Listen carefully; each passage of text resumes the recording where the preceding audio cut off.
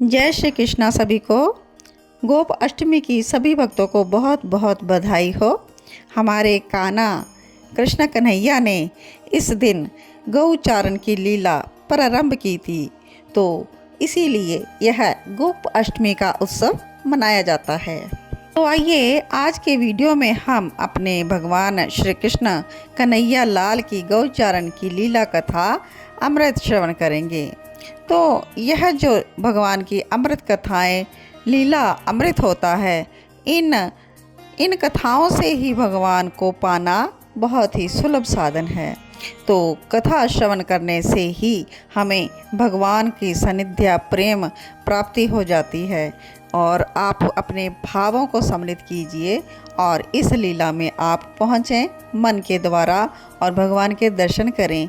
किस प्रकार बाल कृष्ण गोपाल ने गौचारण प्रारंभ किया था।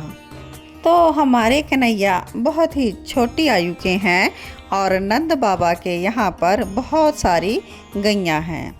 तो कृष्ण का भी मन करता है कि वो गौचारण के लिए जाएं और वह अपने नंद बाबा से जिद करने लगते हैं कि बाबा मैं भी गौआं चराने जाऊंगा।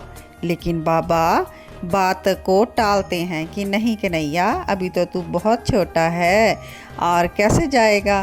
तो कन्हैया आगे से अपनी तोतली बोली में कहते हैं कि बाबा गौएं मेरी बातें मानती हैं, मैं बांसुरी बजाता हूँ तो वो दौड़ी चली आती हैं, और वृषभों को अगर मैं बोलता हूँ कि लड़ाई ना करो तो वो भी आपस में लड़ाई नहीं करते हैं। बाबा सोच ही रहे थे कि कन्हैया को अब क्या बहाना बनाएं, तो तभी आचार्य गर्ग वहाँ पर आ जाते हैं महर्षि शांडिल्य जी को लेकर। यह इनके पूज्य गुरु जी हैं।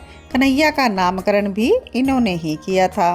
कन्हैया जाते हैं और उनके चरणों में जैसे ही झुकते हैं, आचार्य गर्ग कृष्ण को उठा लेते हैं।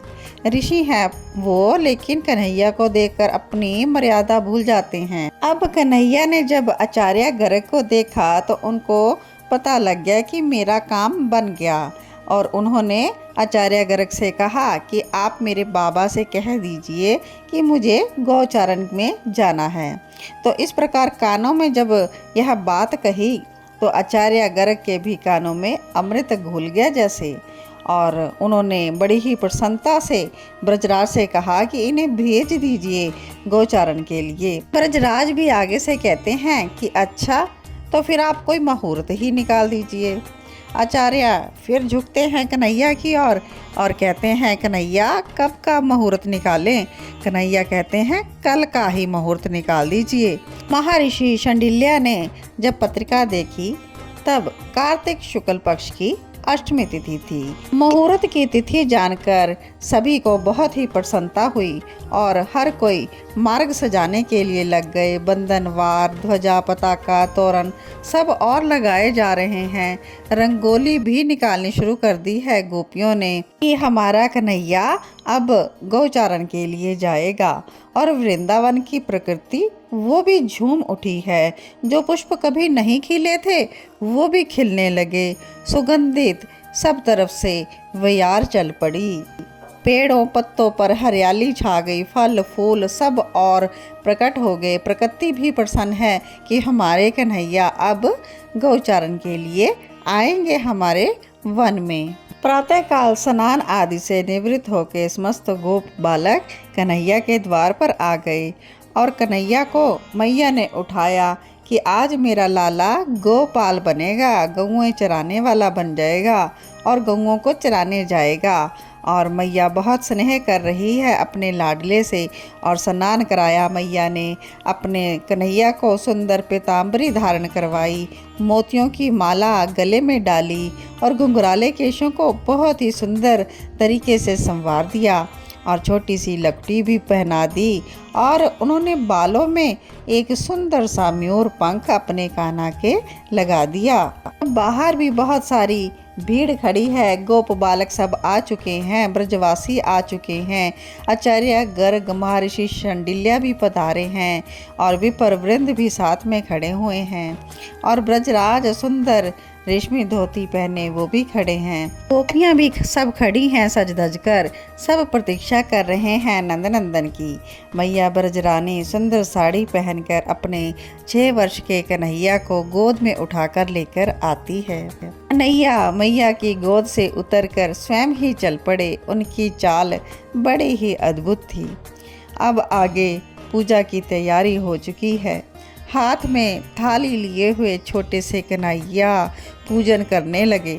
सबसे पहले उन्होंने गणपति गणेश जी का पूजन किया आचार्य गर्ग के कहने पर, और फिर कन्हैया ने बड़े ही प्रेम से गौओं का पूजन किया। और सारी गौओं में भी यह होड़ मच गई कि हमें कन्हैया पूजे, लेकिन कन्हैया एक और गैया अनेक। कन्हैया ने अपने मित्रों को कहा कि भद्र तू भी पूजा कर, तो तू भी पूजा कर, मनसुख तू भी कर, दाऊ भैया आप भी करो। तो इस प्रकार सभी पूजन कर रहे हैं गौओं का। और आचार्य गर्ग ने उसके बाद कहा कि अब पूजन होगा वृषभों का, यानी कि बैलों का। यह कहा तो उसी समय एक बड़ा सा विशाल वृषभ दौड़ता हुआ आ गया। तो यह कौन था? यह स्वयं धर्मराज थे। यह भी कन्हैया की कृपा सानिध्य पाने के लिए आ गए थे। कन्हैया ने इनका भी पूजन किया। तो पूजन के पश्चात अब कन्हैया ने सबसे पहले अपने माता यशोदा के चरण छुए, अपने बाबा नंद जी के चरण छुए, और रोहिणी मैया के, आचार्य गर्ग के, शांडिल्य के, समस्त बुजुर्ग जो बड़े थे उनके चरण छूकर आशीर्वाद प्राप्त किया। ब्रजवासियों गोपियों सब ने पुष्प बरसाने शुरू कर दिए, और पुष्प तो ऊपर आसमान से देवों ने भी बरसाने शुरू कर दिए, और हर तरफ यह जय जयकार होने लगी। कृष्ण कन्हैया लाल की जय हो, गोपाल की जय हो, गोविंद की जय हो। तो इस तरह से कार्तिक शुक्ल पक्ष की अष्टमी को हमारे कन्हैया ने गोचारण की लीला को प्रारंभ किया था। तो आप सभी भी गौ का पूजन गोप अष्टमी के दिन ज़रूर करें और कन्हैया की प्रसन्नता को ज़रूर बढ़ाएं, क्योंकि कन्हैया गौओं के पूजन से बहुत ही प्रसन्न होते हैं। गौएं कृष्ण की बांसुरी सुनते ही दौड़ी चली आती थी, और गौओं ने एकमात्र श्री कृष्ण को ही अपना गुरु स्वामी सब कुछ मान लिया था। इसीलिए वह गोविंद के नाम से कहलाए, और गौओं को उन्होंने पाला, इसीलिए गोपाल का नाम उनको दिया गया। तो हमारे गोपाल के लिए, गोविंद के लिए, कृष्ण के लिए आप गौओं का पूजन ज़रूर करें। और गौओं में 33 कोटि के देवताओं का वास होता है, तो एकमात्र गौ के पूजन करने से ही सभी देवताओं का पूजन हो जाता है। तो गोप अष्टमी के दिन आप ज़रूर गायों का पूजन करें, उनको हरा चारा खिलाएं और उनको गुड़ खिलाएं, और उनके लिए कंबल इत्यादि, क्योंकि आगे शीतकाल है, यह ज़रूर व्यवस्था भी करें। तो आप सभी ने श्रवण की भगवान कृष्ण की गौचारण की लीला।